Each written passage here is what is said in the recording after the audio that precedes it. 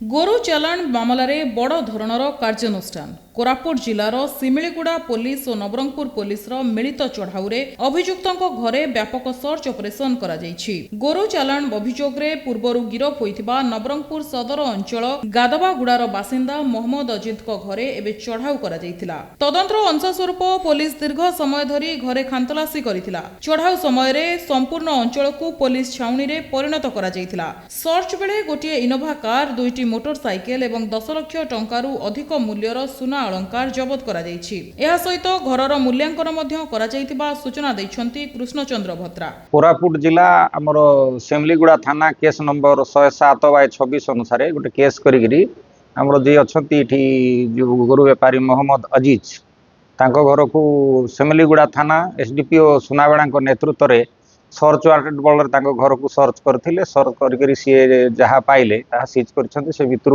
गोटे इनोभा गाड़ी, 2टा स्कूटी आउ किछि सुना गहना जार आनुमानिक मूल्य 10 लाख उपरे हम अन्य जिनिस सीज कर बीएनएस आउ जो आम प्रिवेंशन ऑफ ऑर्गेनाइज क्राइम गुड़ा केस कर हाँ गोरु उपरे का केस कराई।